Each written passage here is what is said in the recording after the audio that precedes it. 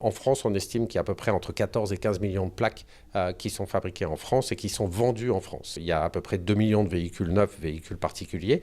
Donc 2 millions de véhicules avec deux plaques, ça représente à peu près 4 millions de véhicules. Mais il y a encore un fort besoin de remplacement, un fort besoin de rechange.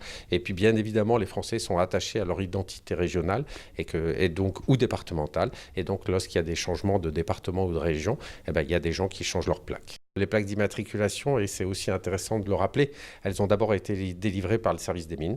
Et c'est pour ça qu'en France, ça s'appelle des plaques minéralogiques. On a dans toute l'Europe à peu près toutes les mêmes dimensions, c'est-à-dire 520 mm par 110 mm, donc 52 cm par 11 cm, et qui peuvent légèrement varier, bien sûr, avec des marges de tolérance. Mais en revanche, ce sont des dimensions qui sont fixées par un arrêté.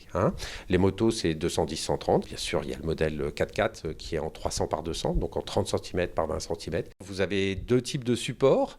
Vous avez historiquement le support aluminium, et qui est le support toujours le plus utilisé en France. Et puis vous avez différentes matières plastiques avec des modèles qui sont extrêmement différents. Dans les deux cas, recouverts d'un film rétro-réfléchissant, puisque les caractéristiques rétro-réfléchissantes sont très importantes en termes de sécurité routière pour la plaque d'immatriculation. La couleur des plaques d'immatriculation en France est blanche, depuis que les pouvoirs publics ont décidé de supprimer le jaune ou d'autoriser le blanc à l'arrière. C'était un petit peu avant 2009. Et puis après, vous avez des codes couleurs en fonction d'un certain nombre de véhicules.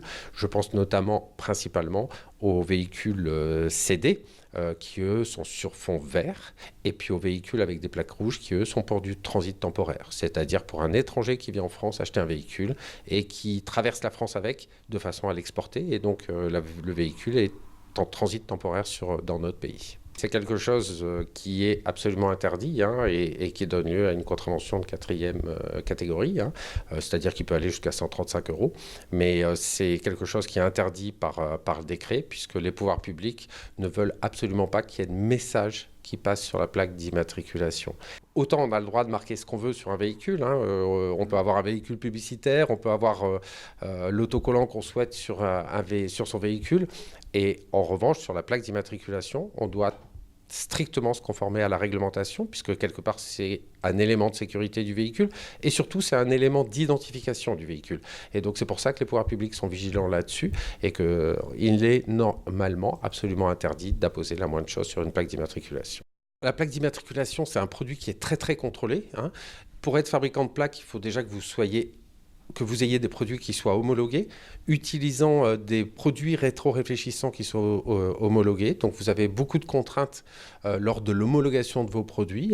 Et vous regarderez d'ailleurs sur vos plaques d'immatriculation, il y a un numéro qui s'appelle le TPPR, qui se trouve en bas à droite et qui est à chaque fois le numéro d'homologation du produit délivré par le ministère des Transports et de l'Écologie. Le TPPR, c'est Travaux publics, plaques rétro-réfléchissantes.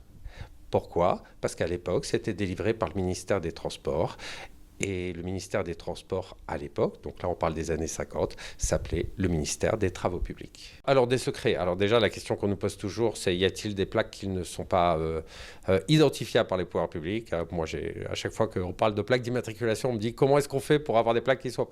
Cela n'existe pas. Pourquoi ? Parce que ce qui peut être lu par l'œil humain peut être lu par une caméra, peut être lu. Voilà, je sais qu'il existe différents systèmes. Et bien évidemment, en tant que responsable d'entreprise, mon rôle n'est pas de les exposer ici. Mais en revanche, le système qui garantit la non-lecture d'une plaque d'immatriculation par les forces de l'ordre n'existe pas. Voilà. Automobile Club Association. Priorité à la mobilité.